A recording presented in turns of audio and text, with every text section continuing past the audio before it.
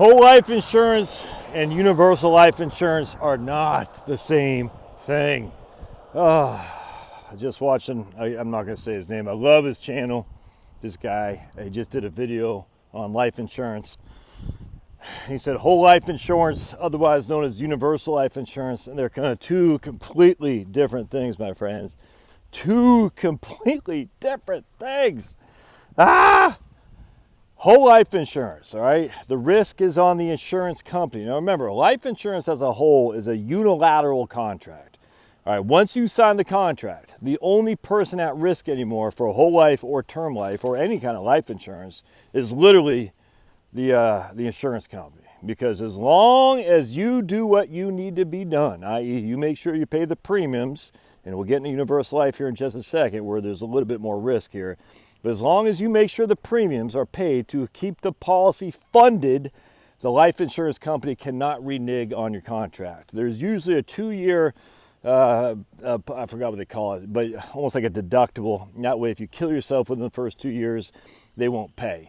After that, though, even if you kill yourself in 5 years, and I don't want to sound flippant on killing yourself. It's not, look, man, as a middle-aged white guy, suicide is a big deal for middle-aged white guys in particular. And because those are my people, I'm very, very concerned about them. I do not want to sound like I'm making light of suicide. I'm absolutely not. But they do have the 2-year deductible that if you are going to go into a suicidal event, after the first 2 years, they'll still pay. Within the first 2 years, it won't. I can't remember what they call that clause anymore. I used to know this. I used to know it's like the back of my hand. I'd sleep with this knowing, oh yeah, but anyway. So if you're a middle-aged white guy and you're in a bad place, man, call me, email me, seek help with somebody. Sometimes you just need someone to talk to. Look, I don't know what it's like to be depressed. I don't know. I've never had that. I know what it's like to feel lost, but not where I'm depressed, where I've always just been up and down. I've always had that, just emotional ups and downs. It's just the way I was born. My chemicals in my brain. I do not know what it's like to wake up and have no feeling at all and say, might as well just end it. I don't know. But if you're a middle-aged white guy, please, please, please, please seek help. Hell, you comment, you call me, you email me. I don't have all the answers. I don't have any answers to come to this, but sometimes I know people just need someone to say, hey. All right, let's go back to life insurance. That's a little bit of a depressing segue. All right, so life insurance, whole life. You pay a premium every month. That premium will not change, and that premium will be paid for literally your whole life. That's why they call it whole life. You pay the premium for your whole life. And as long as you pay said premium, which is determined at the start of the contract, your life insurance will pay as a death benefit to your heirs upon your death. It's literally that simple. Now, life insurance from a whole life perspective isn't cheap because the insurance company is taking a major risk on you. They're saying, look, man, Josh, you're 49 years old. We expect you to live to your 86. So that means we're going to get 36 years of premiums. But if you die before that, you're also going to build cash value, which you could borrow against or even cash out, all these things. We got to make sure that we cover our bases to make sure that we are not held with holding the wet bag. And so what they do with whole life, because there's all the risk on them, the only risk on me is my ability to afford the premiums. They're going to charge you a pretty significant premium.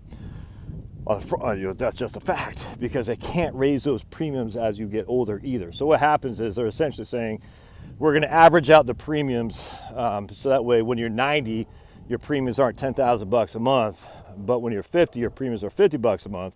We're going to average them out to say your premiums are $500 a month or something like that. Actually, let's just go this way, Bob. I'm getting hungry. I'm going to cook up some of my leftover steaks and ribs. So whole life insurance, the risk is totally on the insurer, because as long as you pay your premiums, the insurer has to pay the death benefit. That's just a fact. And they will have a cash value component there. It won't be much, but it's something. And at the end of the day, you can make a 20 pay policy, 20 pay policy, that's what it's called, which I have for my kids. So I have 50,000 policies twice on all 4 of my kids, and they're all 20-year payout. So after 20 years, I don't have any more premiums. And at that point, it's an endowed policy. That means the policies will never go away. Now, with whole life, you don't have to worry about interest rates. You don't have to worry about anything because, again, the insurance company's taking all the risk. But for that risk, they're going to charge you more. Universal life, on the other hand, the risk is all on you. It's all contingent on today's interest rates and future interest rates, which means you have no clue whatsoever if that policy will still be there, 20, 35, 40 years from now. You have no idea. And so what happens is with universal life, you've got to get an in-force, like IN, you're going inside the football stadium, force, like the force be with you, illustration. You've got to get an in-force illustration. The in-force illustration is not the statement. The statement just says what the policy is right now. That's it. The in-force illustration will say what the policy should expect to do in the future based on various things, i.e. current interest rates, current expenses, lower interest rates, higher expenses, all that kind of stuff. The in-force illustration will show you the validity of your policy and whether or not it's going to lapse. No one does this. Insurance companies don't volunteer this information, which ticks me off. Even USAA didn't. It's nuts. And not only, I'm going up a hill if you wonder why I'm 49 years old, man. Anyway, so an in-force illustration, you've got to get it. And then you call your guy or whoever and say, okay, I got this in-force illustration. Explain what it means. I had these folks here in Georgia, like an 80-page in-force illustration. I couldn't figure out to save my life. I was like, this is all hieroglyphics, whatever it's called. I was like, dude, I can't figure this out. And I'm somewhat of a smart guy. I've been in the business. This is meaningless to me. So I said, you got to call. Have these guys walk you through it. Because it might be profitable for you to keep the policy, but it might not be. The thing about in-force illustration or the universal life, again, if the policy was issued in the 80s and 90s, it was issued based on assumptions, usually of interest rates being 8%. Those days, you're probably shocked to hear this, are long gone, my friends, long gone. And so now you get a new in-force illustration with interest rates being 2, and the policy does not look very strong. You've got to get an in-force illustration. Because if it's a universal life policy, there's a good chance that policy is going to lapse. At least with whole life, you know for a fact, you continue to make the premiums, that policy will stay in force. We know that for a fact.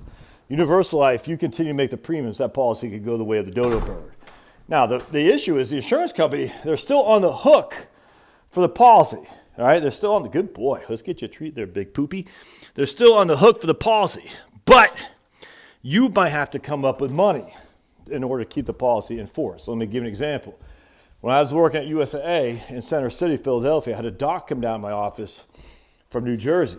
And he took out a policy like in 92 with USAA. It was $1 million universal life policy. I think it was an A, and maybe I'll get into details later how that works. Might have been a B. I can't remember. Anyway, either way. He had a good boy, Pablo. He had $1 million death benefit. He had $88,000 in cash value. I think it was 63 or something like that. And I ran a quick in-force illustration because I've been in this business long enough to know you better run in-force illustrations to make sure these policies are not going to lapse. And his was going to lapse when he was like 77. And he was an Asian guy, and he was pissed.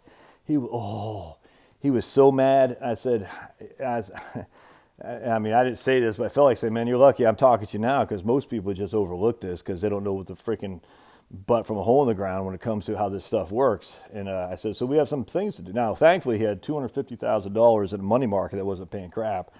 I said, look, let's just move $50,000, $100,000, I can't remember, over to that money market account. Or maybe it's I can't remember. But I said, let's just move it over there. If it's important to keep the life insurance active, which it was for him, because he didn't think he actually was going to make it till beyond 80. I said, let's just keep this policy in force. So let's move $100,000 over. So for him, he probably invested, all said and done, $250,000 over the course of his 30 years to include that extra $100,000. But his wife was going to get like $1 million. So for him, it was like a 4-to-1 ratio. Was that the best investment ever? No, but he had $1 million of life insurance coverage on top of the fact that with that $100,000, I think it was going to keep the policy in force till he's like 93 or something like that. I can't remember. But what I told him, I said, hey, doctor, and I remember him like it was yesterday. I said, hey, Dr. Smith, lots of Asians named Smith, right? I said, hey, Dr. Smith, let's just make sure every 3 years that you revisit this to make sure this policy is still in good place. And he said, okay. He wasn't mad at me. He was just mad at the process. And I said, I know, man. I 100% get it. He goes, why didn't USA tell me about this before? I said, anyway, so that's universal life. It could lapse. Whole life can't lapse. The problem is whole life is so expensive that most people who should take whole life, young, healthy people, don't have the cash flow to afford it. And then, of course, term is pretty much cut and dry. I have term because I know when I'm 65 years old, I'll get rid of it. I know when I'm 65 years old, I essentially have what I consider a term long-term care policy too, just to cover me if something were to happen while I'm younger, have kids, have a big fat mortgage. And I just say, okay, I'll have some term for the time being, life insurance and term long-term care. But when I hit 65, I'll get rid of both and save that cash flow. Anyway, so remember, if someone doesn't know the difference between universal life and whole life, you now know. And so you should do YouTube channels. All right, we'll see you.